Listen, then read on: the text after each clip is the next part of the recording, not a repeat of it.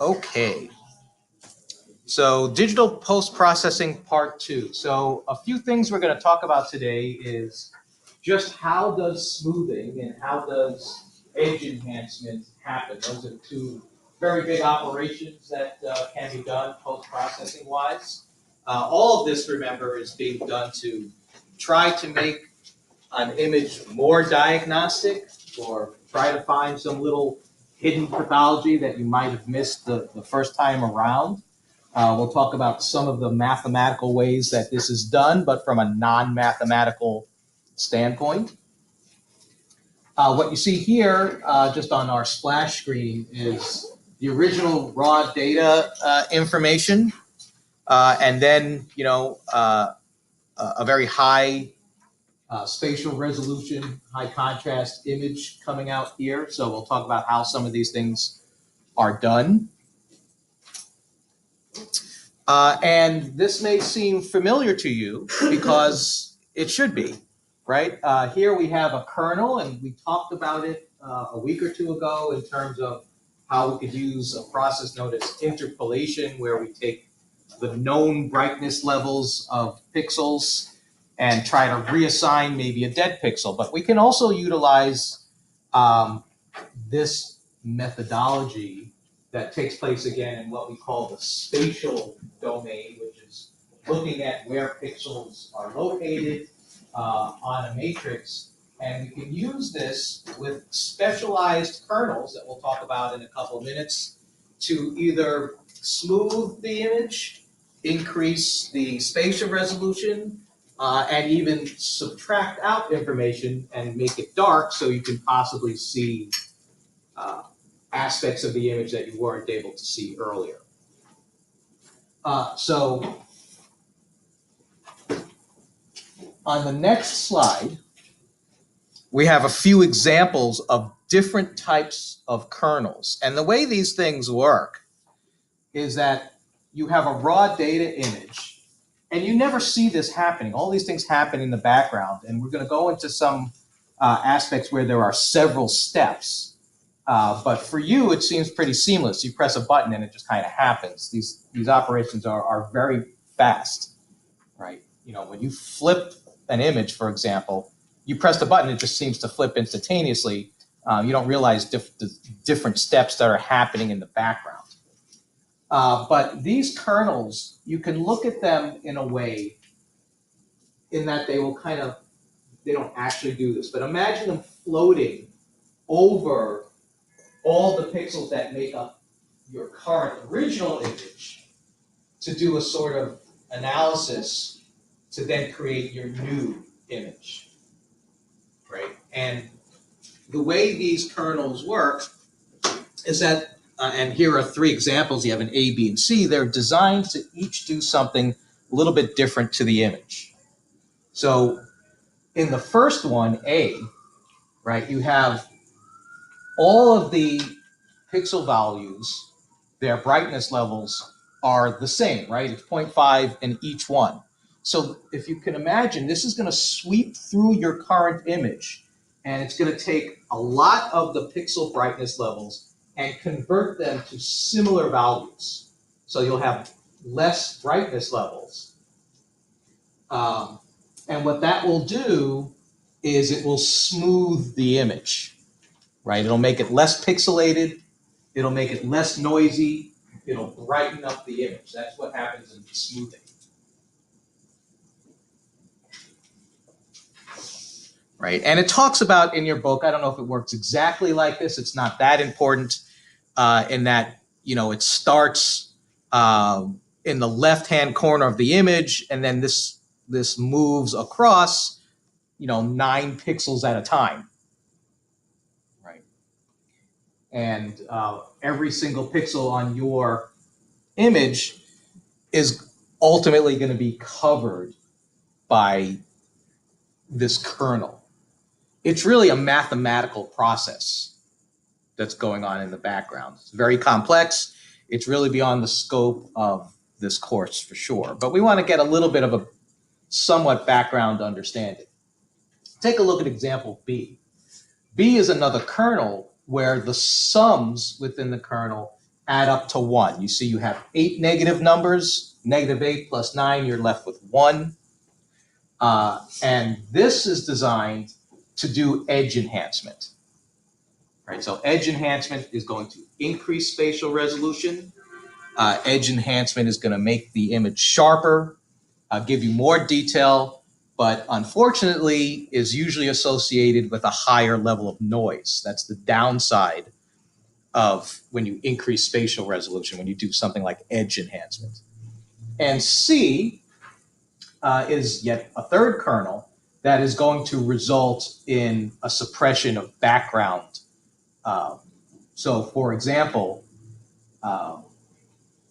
if you are, let's say, doing angiographic work and you want to look at the vessels and you're not so interested in some of the soft tissue, you just want to see the arteries go through, right? This can be designed to take that soft tissue and turn it dark so that your vessels that might have been bright look even brighter against a dark background, for example. And that will increase contrast of the overall image. So these kernels are looking at pixels, one by one in a very, specific manner based on rows and columns. So this is fully happening in what we've described before as the spatial domain. Yes? About picture number, B, the edge enhancement. Does it mean that the image gonna be on the side more brighter, or overall image gonna be brighter? So usually edge enhancement comes at a price where you have noise and the brightness goes down, usually. Smoother images are associated with a lack of detail, but they're brighter.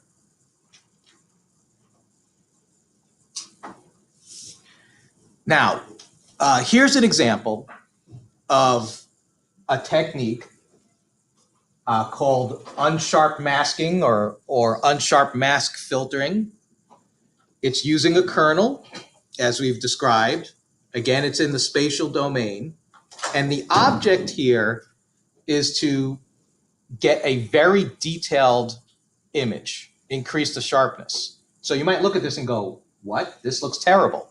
Because this is a multi-step process, right? So this is not the end result.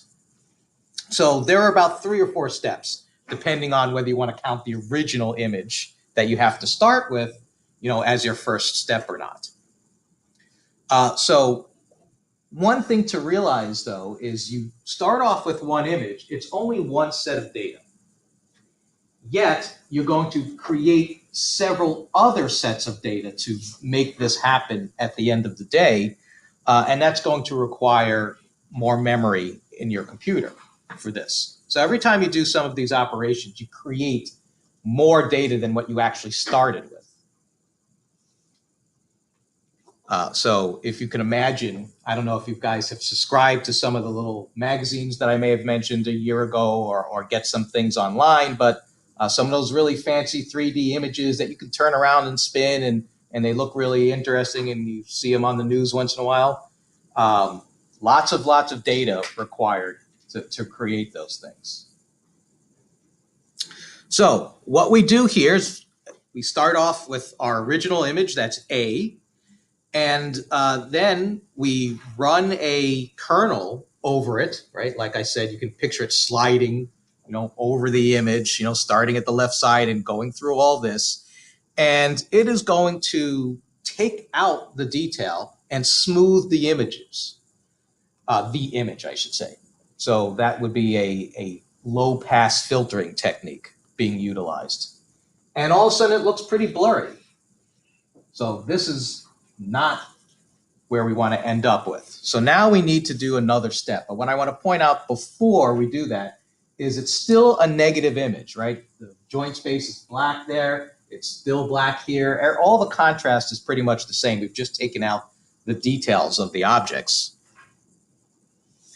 The second step is now taking that blurry image that was, on the last slide labeled as B. Now we see it here as A. And we are going to convert that into a positive. So now we're switching from the spatial domain and we're analyzing all the pixel brightness levels, which we've talked about before, comes under the intensity domain. And we're left with yet another blurry image, but all of the pixel values have been inversed, right? Black has become white. You know, this white area at the edge of the bone here is black. And all of the other grays have also switched to their other opposite gray counterpart. But we're not done. Our last step, right, is going to actually subtract the positive mask, right? So it's going to subtract this positive mask here, which you see in the middle, from the original image. And when I say from the original image, it's really subtracting the data from the image.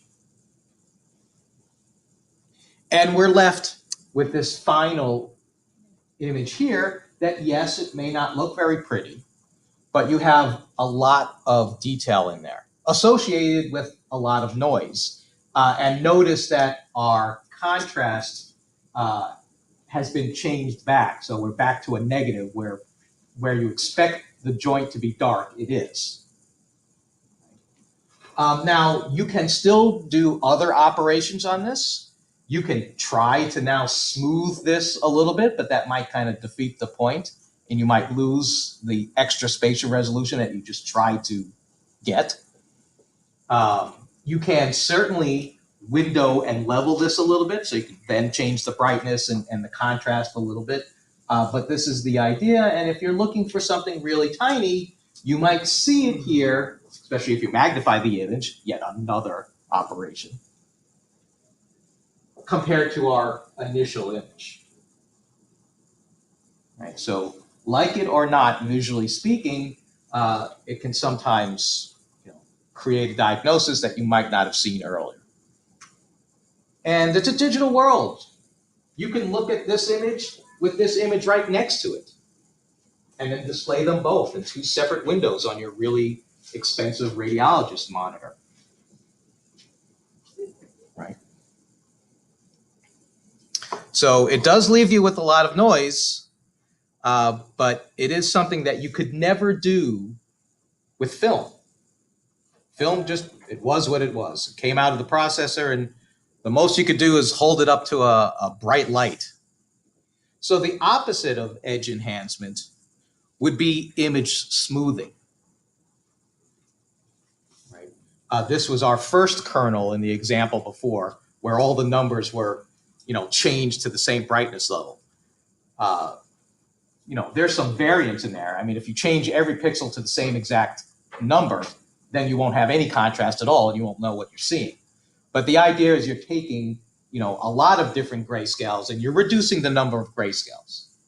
So that will reduce the noise in an image and make it brighter. So what you see in this example here is you're really going from B to A, right? A is smoother, it's lacking the spatial resolution. You don't see as many details. In my mind, you don't use smoothing as often, right? But if you have an image that happens to have too much spatial resolution to begin with, then smoothing becomes an option. If I look at these two images and they're my chest x-ray, I would probably say, I want you to look at B, right? Because it looks like A being smooth, you're gonna miss some of the little lung markings and all that you can see on the image that has a little bit higher spatial resolution. Now, image smoothing, in addition to being based on the intensity domain, where we're looking at various pixel brightness levels, can also be done in what's known as the frequency domain. Right? So we're going to talk more about frequency domain and that type of processing / post-processing. So in a sense, all of this data is related. right? But we're kind of looking at it from different perspectives and creating new data in different ways, right? So we start off with pixels. So pixels can be defined, related to where they are, that's the spatial domain, how bright they are, that's the intensity domain. But we can additionally break them down into their individual sine waves and look at them in terms of their frequencies and an object's frequency versus just a conglomerate of pixels based on their brightness levels. And you can see they're very similar in a way. It looks like we took buildings that have different heights and we created, sort of mountains, these curves that have similar heights in similar places, right? Do you see the similarity? It's almost like I trace image A here. Right? And they mean, some of the things on here mean the same thing. So grayscale value on the left is indicated by the vertical. And that's also happening here, except we call it the amplitude. So amplitude is going to determine our grayscale, right? So these different peaks, the height difference between them is going to indicate different amounts of grayscale based on pixels. And then these wave components or sine waves have a certain wavelength to them, right? The distance between their peaks. And there's also an aspect of how frequently those are occurring, and that's frequency.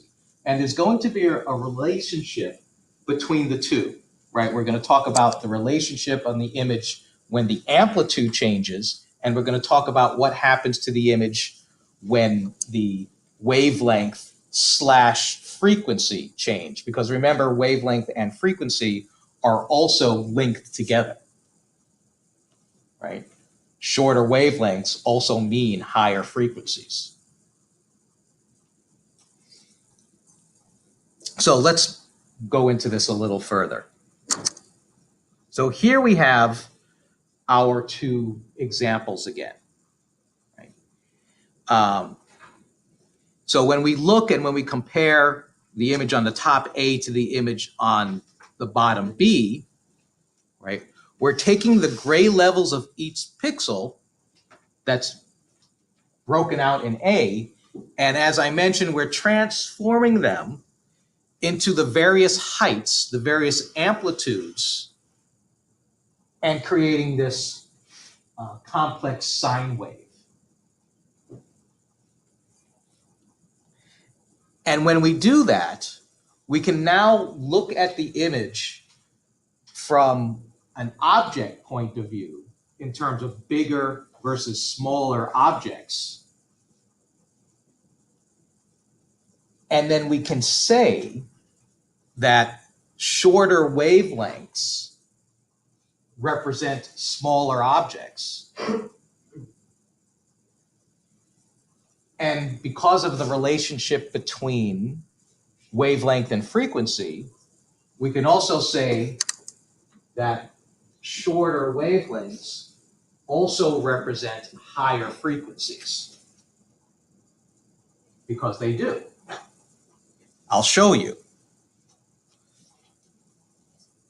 I'll stop recording for a second. So based on what we just illustrated, going back to the slide here, again, we can say that shorter wavelengths will give us smaller details.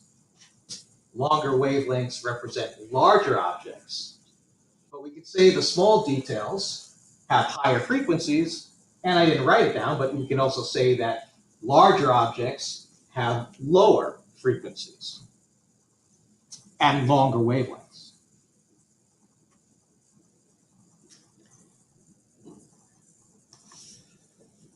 So what I drew is essentially similar to this, but this is looking at it from a different perspective. What's different here? Contrast is also different. So here, the contrast is different, A represents a shorter scale, B represents a longer scale. Why? Because the amplitudes are different. Wavelengths appear to be the same.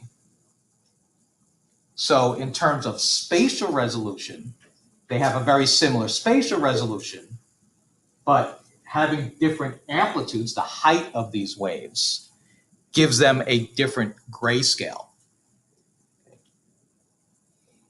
So the higher amplitude, the lower grayscale. So the higher the amplitude in this example is a shorter scale, right? More black-white, which it actually is, right? As a matter of fact, it says A is high amplitude wave representing black and white pixels. B with a lower amplitude, you can see it's shorter, represents more alternating grays. So it's a longer scale. But we still have the same number of pixels, right? So our spatial frequencies should be about the same here. Now, as you can imagine, you might have a mixture of the two, and you could look at each image as having a separate row of information, a separate row of pixels going across. And you might have 512 or over 1,000 different rows of information that go through a process. So here's another example. But I'd like to talk about this in terms of, do the pixels disappear? Are there more or less? What you really have going on, which I've tried to describe a little bit in another class, is you have the same number of pixels. It's really how many are looked at in an individualized basis versus at a macro level at a larger basis. So what you're seeing in A compared to B is A is one sine wave, right? You can't have a wavelength unless you have at least two waves, right? So here you have the lowest possible frequency. You have just two waves per cycle. And because of that, you have 5 pixel pairs. You don't count 5, right? But they're kind of in here. But the way this is designed, and remember, it's really all math in the background, is that you're able to represent details in your image, but you have to use 5 pixels per detail. In B, you have a much higher frequency. We have 5 cycles. Now we can actually represent detail at a higher level because we can say there's going to be 1 pixel pair per detail. So B, right, is going to give you a higher spatial resolution than A, right? It's also going to require more computation, right, and more memory, right, because there's a lot more data and complexity involved here, right? So just imagine that these are in here, you just can't really see them, right? The computer's working with it differently. So is higher frequency smaller pixels? So higher frequency is also going to be a shorter wavelength, and it's going to be more pixels, more details, because you have more pixels being analyzed, right? So here, you can only potentially see 2 details, right? Here you can see more, right? Double the amount.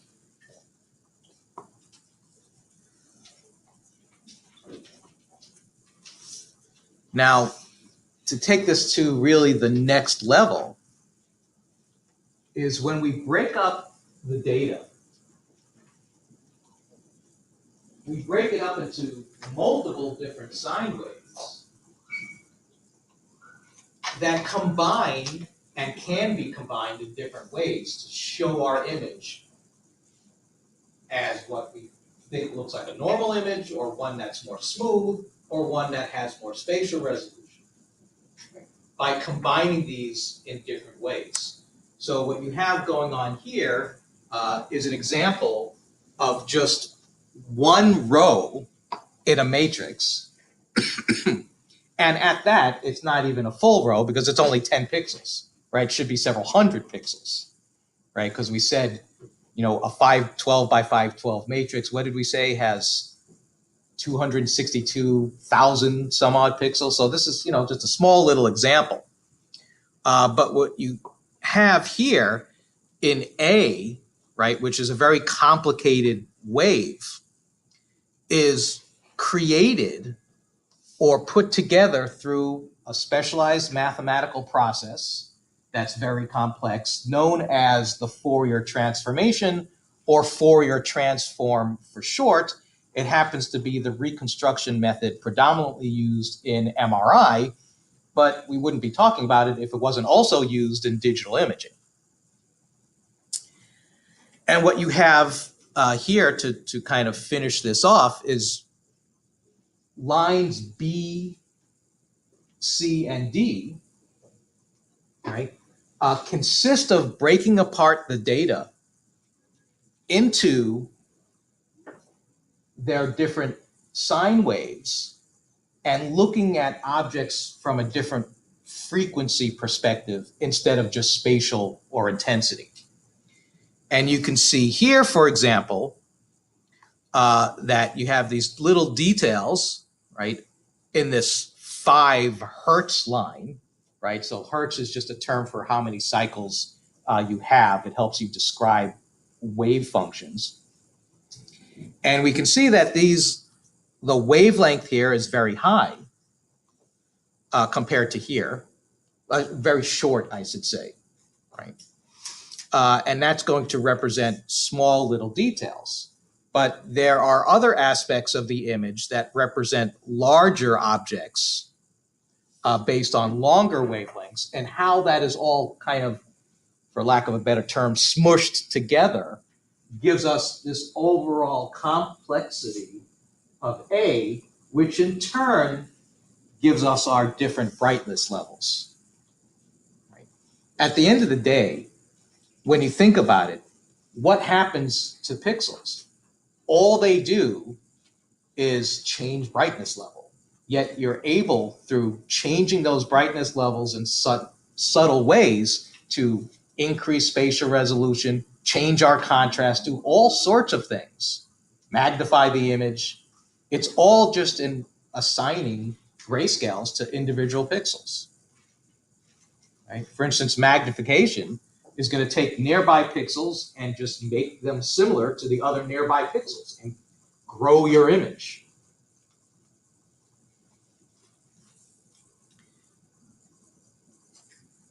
And this is kind of what you potentially see, but don't really see, right? This is happening in the background. You may start off with A, which is your kind of raw data image, right? It's the original hand. And then what your book has done, and I don't know why they picked, 8 separate bands versus 6 or 9, so that's kind of arbitrary. But what's happening is each one of these images, B, C, D, E, F, G, H, and I, are images based on decreasing frequency. So again, now let's put it into perspective. Decreasing frequency means longer wavelengths, means less details. And what's happening? It's getting blurrier and blurrier. Lots of detail in B, C, and D, shorter wavelengths. But now we're basing images. So it's quite possible, if you allow me to go back up here, to base an image on maybe just B and C, lines B and C, or maybe just D and B, right? Maybe putting them all together gives you your initial image. So what you have here is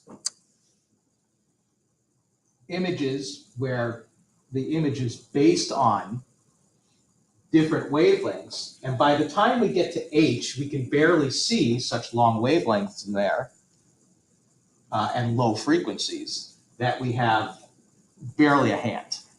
And if I showed you this when you first walked into the room, you wouldn't know what it is at all. I certainly wouldn't. Just some blur. And then J is an image where you have increased edge enhancement based on going through the high pass filter or the masking technique that we went over a few minutes ago.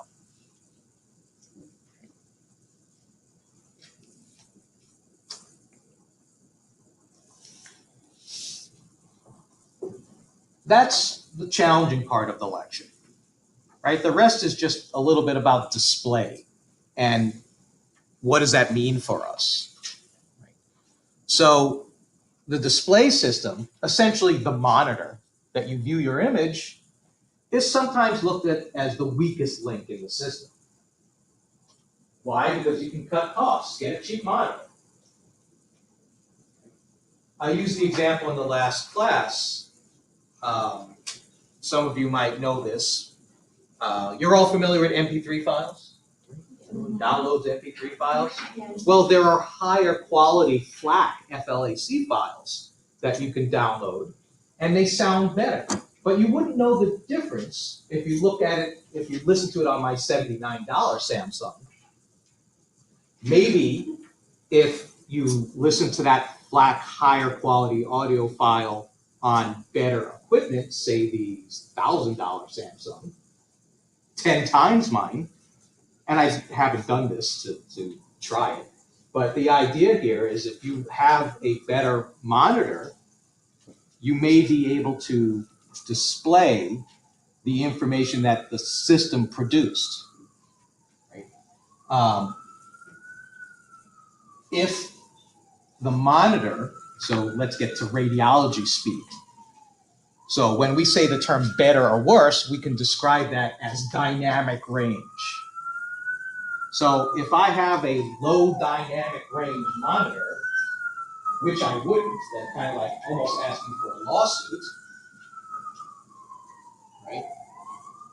I mean, sometimes you want to save money, but if it causes a multi-million-dollar lawsuit at the end of the day because you guys went cheap on the monitors and a diagnosis was missed, it's a lot different than listening to a better tune, right? It could be because of a low dynamic range, right? And the other thing that is involved here is utilizing the same format. Everyone has to play nice in the same sandbox. So the sandbox, which if anyone understands that, it's a database computing term, right? For all of us to play in the same sandbox, we're all going to utilize the same format, right? Which in this case, in imaging, it's known as DICOM, right? It's digital imaging communications in medicine, even though it's an O and it should be an I, but that's what it stands for. And we have a whole nother class related to DICOM. You may have had this experience where, unfortunately, you break a bone and then you want your images, so they give you a disk.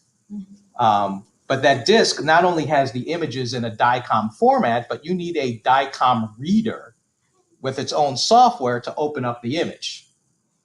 I mean, you can convert things to, let's say, a JPEG, but digital imaging works on, one particular DICOM format.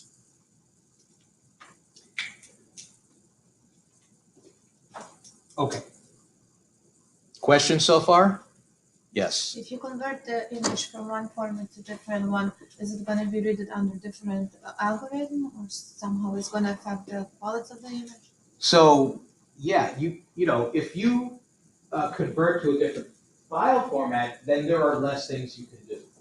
So the system, for example, to let's say do edge enhancement, is working with data that's been compiled already into a particular format. If you suck in an image that was off the internet somewhere that happens to be in a JPEG format, then you might not be able to do the fancy operations that we've been talking about, right? But if you're trying to show something to That's why tablets and imaging was a big subject. It's really kind of commonplace now. But for the purposes of showing, someone that there's cancer in this spot, you might not need some fancy image on a big 5K monitor. You might just need an iPad. Hopefully you're not making your initial diagnosis off of a cell phone, right? Doctors will try to get away with anything nowadays, right? Because it's kind of hard to lug the 5K to the golf course. But an iPad, maybe. I actually saw an article once where they used an iPad. They actually sterilized it and put it in a plastic bag and used it in the OR. And this was a few years ago. Things are better now. So where are these things happening? We've been talking about this, the whole semester, even last semester, right? Windowing the image, which is, changing the grayscale, adjusting the window width to give you a shorter or a longer scale, applying edge enhancement, that was basically the big topic for today. But even things like adding annotations, right? And they don't necessarily mean just adding a right or an L for left marker. They could be drawing a circle around the region of interest for your colleague to look at, or drawing a line with an arrow on it pointing, like you have, I think, in the next slide here, pointing at this fishbone or pin or whatever they're pointing at. What's interesting is this slide is more about the arrow than it is the pathology, right? Because it's the annotation we're talking about more than what's going on there, right? Things like flipping the image and zooming. So sometimes when you do these different operations, they're sometimes occurring under the spatial domain, sometimes they're occurring under the intensity domain, and sometimes they're in the frequency domain, and sometimes you're using a combination of all three in different ways and going back and forth. And honestly, it's all very proprietary, so it's hard to even talk about this stuff because everyone is using different math. It was a lot easier when you had fixer and developer in the darkroom. That's it. It was like your Coke and your Pepsi, and you taste a little bit different, but it's not like, well, I take it back. Coke and Pepsi are very proprietary, and they're not going to give out their secret sauce, ingredients anytime soon. But people try. Oh my God, I'll never forget my bar mitzvah. My parents went cheap, and they got this stuff called Polar Cola instead of freaking Coca-Cola. And it was just not a good facsimile. Okay. So we talked about windowing and we talked about this annotation, but in a way, even the littlest things like the arrow, is a post-processing operation to get it there, right? And by the way, when we turn these images, from one thing into another, these monitors, since we're on the topic, are capable of displaying multiple images at the same time in different windows. So you can have that original image of the knee that we saw, kind of a general diagnostic knee that you would think of when you think of a knee radiograph, and have it right next to that really high pass spatial resolution image, high detail image. You don't have to then try to remember what the original image looked like. You can have them right next to each other. Right? So here's some even more special operations. Don't read this just yet. This is an example of dual energy subtraction. And we'll talk about that more in just a second. Take a look at this image down here. Anything weird going on? The ribs are gone. Yeah, that's awesome. So, and it didn't hurt at all. It was all math, right? So dual energy subtraction is just such a cool thing. How does it work? You have to create multiple data sets. So whenever you want to subtract information out of an image, take something away, you have to have two sets and then remove some of the data from one to create this image here.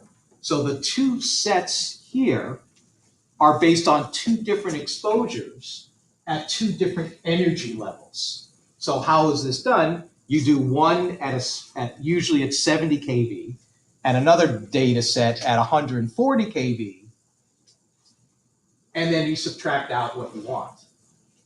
Right? I've seen a similar image where the lungs are missing, and you just see the rib cage.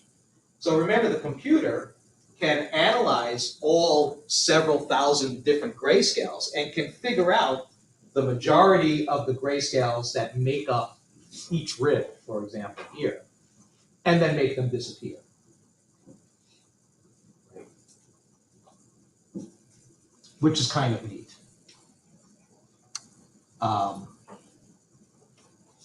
And you get, I mean, let's face it, ribs get in the way if you're doing a chest x-ray.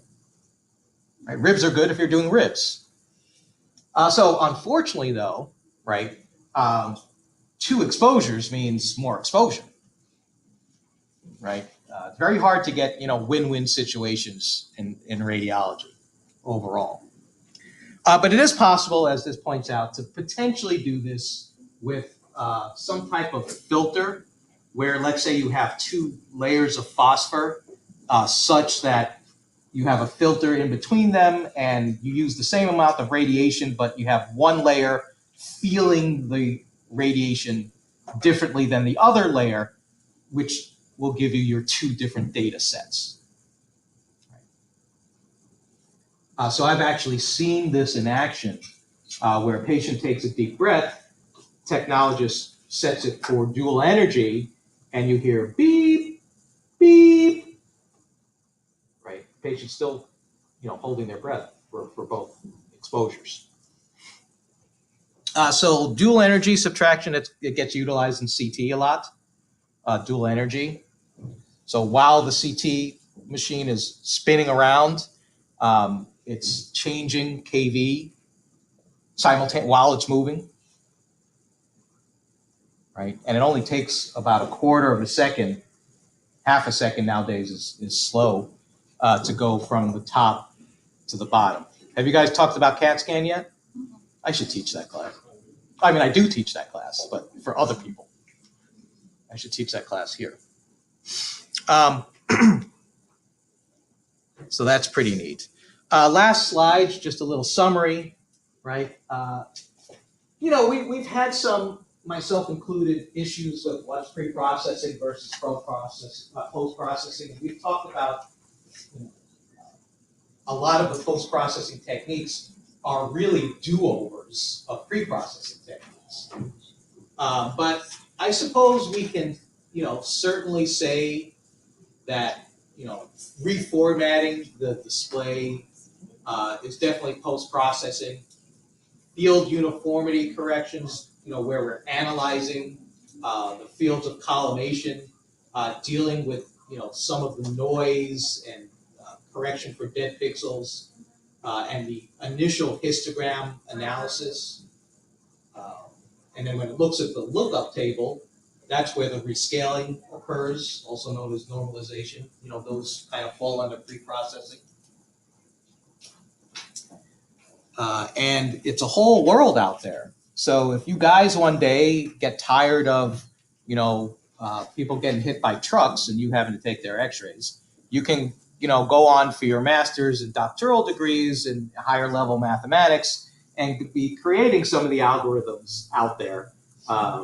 There's always some fancy cover of some magazine that is really based on, someone who was really good at math and gave their idea away to the company that they worked on, making it proprietary. So that does it. The second part of this, or really just another lecture, will be delivered again either this Wednesday, well, not either, this Wednesday and 3 more times, yay me, next Wednesday. All right, enjoy.